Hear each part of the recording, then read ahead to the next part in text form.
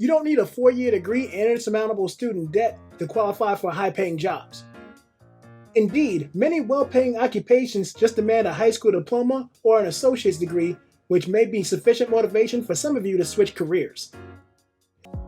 In the United States, we're often told that you need to go into insurmountable debt to qualify for well-paying jobs. However, that is not always the case.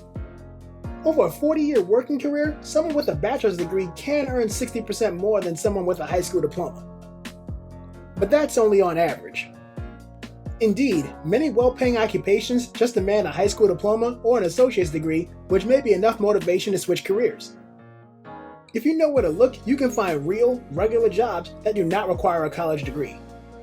If a 4-year degree isn't your thing, here's a list of 7 $100,000 jobs that you can get with a high school diploma, trade school certification, or other non-4-year degree qualification. Nuclear technician, median salary $84,190. Nuclear technicians work alongside physicists, engineers, and other experts in nuclear research and energy generation. An associate's degree in nuclear science or nuclear-related technology is often required for nuclear technicians. Some people may have earned comparable experience through serving in the military, specifically in the United States Navy. Nuclear technicians must also complete substantial on-the-job training. Nuclear technicians are normally required to pass a background check and acquire some form of security clearance after they are employed for safety and security concerns. Many community colleges and technical institutes have associate's degree programs in nuclear science, nuclear technology, and related subjects. Nuclear energy, radiation, and the equipment and components used in nuclear power plants and laboratories are all studied by students. Math, physics, and chemistry are among the other subjects covered in the curriculum.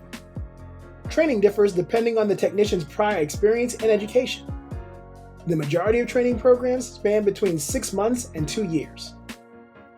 To stay up with challenges in nuclear science and technology, nuclear technicians receive further training and education throughout their careers. Construction manager, median salary $93,370. Construction managers often need a bachelor's degree in construction, architecture, engineering, or a related field, such as military technologies, but this is not always the case. Firms may recruit folks with a high school diploma and many years of expertise in a construction trade as managers.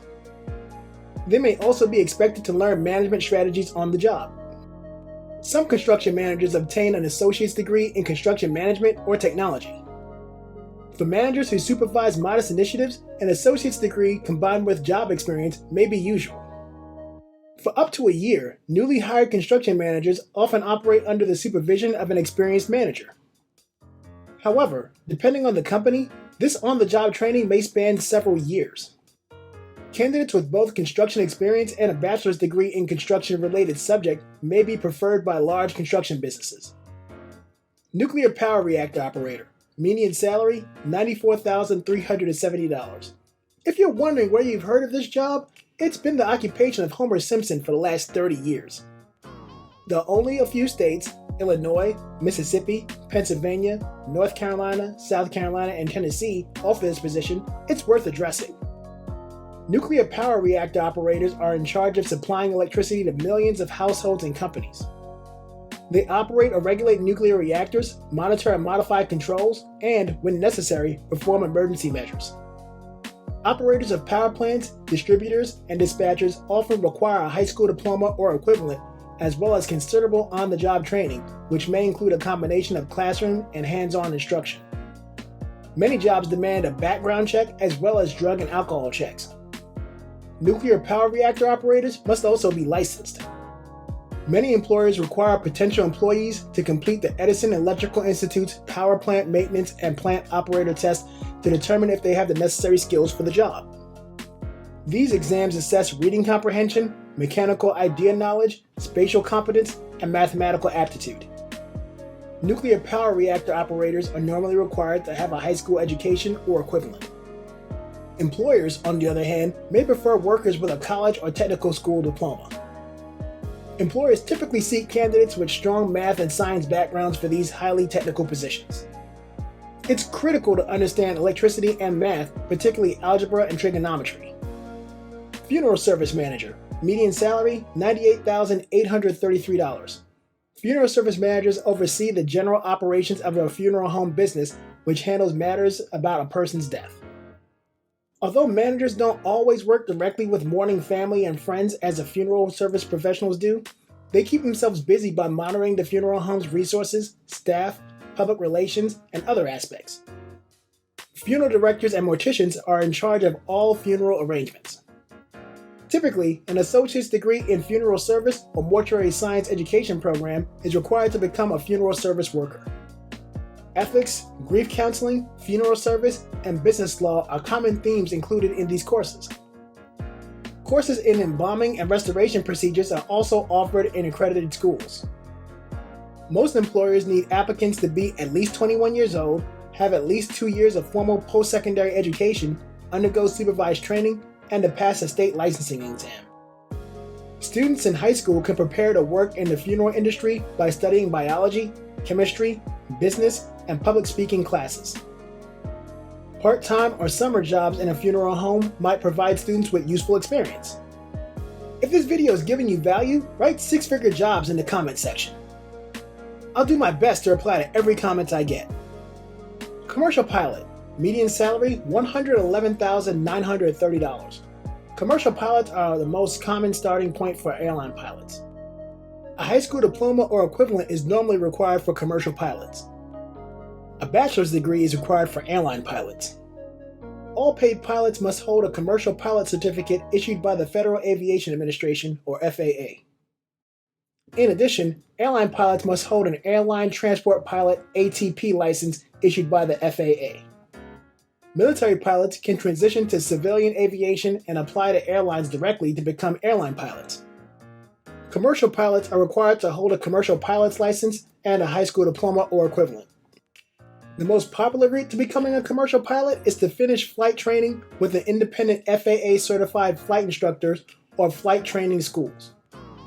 Some flying schools are affiliated with 2- and 4-year colleges and universities. Hundreds of civilian flight schools, ranging from tiny fixed-base operators, FBO, to state universities, are certified by the FAA.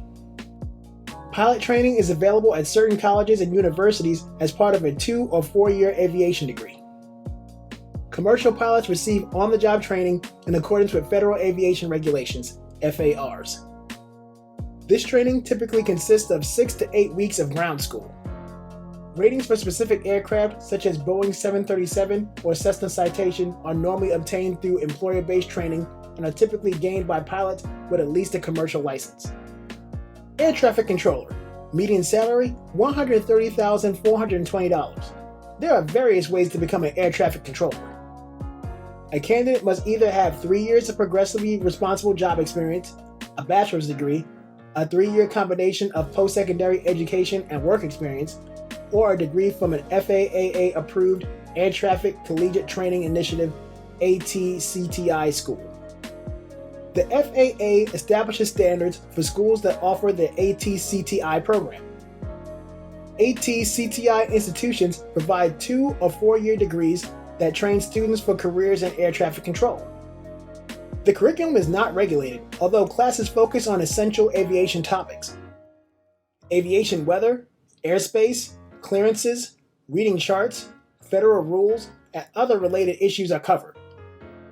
The FAA Academy in Oklahoma City, Oklahoma is where the majority of newly hired air traffic controllers are taught. The length of training is determined by the applicant's history.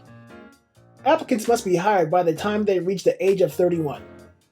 Owner-operator truck driver, median salary $199,616. On the road, there are 2 sorts of professional truck drivers: corporate drivers and owner-operator truck drivers. A trucking firm uses company drivers, whereas owner-operators run their own businesses. An owner-operator driver is a person who owns their own truck or trucking company. They can rent out their services or trucks to firms or people that need to deliver things, or they can run their own business. These workers frequently have several years of driving experience for other firms, but this is not a prerequisite. People who desire to follow this job and work on their own authority will almost certainly need to obtain a Department of Transportation and motor carrier registration number for their company. The majority of truck drivers work for a company, but 1 out of every 9 is self-employed. Drivers of heavy and tractor-trailer trucks often have a high school certificate and attend a professional truck driving school. They are required to have a commercial driver's license, CDL. Bonus: private military contractor. Median salary between $80,000 to $270,000. This one surprised me the most because I had forgotten about it. Private military contracting companies like Blackwater were all over the news in the early parts of the Second Gulf War, but they have largely faded into the background in terms of their notoriety. Private military businesses are as hesitant to provide their payroll information as they are to name their clients. Individual contractors who work for PMCs rarely spoke about that because their clientele include the CIA and other distinct entities. Contractor salaries and signed contracts with the CIA necessitate silence. To recruit talented recruits eager to carry out perilous missions, private military corporations pay a premium rate. According to BlackwaterUSA.com, Blackwater contractor salaries range between $9,000 and $22,500 per month. In Africa, Silent Professionals pays maritime security professionals between $700 and $800 per day. The most common jobs for private military contractors are static security, personal security detail, and IT networking. Education is crucial, but it may come at the expense of incurring significant debt and spending decades repaying student loans. It's reassuring to know that you have options if you're seeking for alternative ways to make a comfortable livelihood. So if any of these professions aroused your attention, the next step is to do some study. What are the advantages and disadvantages? Are these jobs available in your area, or would you be willing to relocate? Connecting with someone who has experience in that job or sector can provide invaluable advice, and most people are always willing to react to an email or even a tweet. And if you have any experience in any of these fields, please tell us about it. Please leave a comment and let us know what you think. That'll do it for this episode, guys. If you're interested in getting cool stuff and great education materials, take a look at the affiliate links in the description. They're a great way to help support the channel. If you choose to use them, I will be compensated, but at no extra cost to you. Check out the videos on your screen on how to improve your finances. If you like this video, hit the like button so the YouTube algorithm promotes our video to other like-minded people. Be sure to subscribe and share the video with your friends. Thanks for watching, and I'll see you in the next video.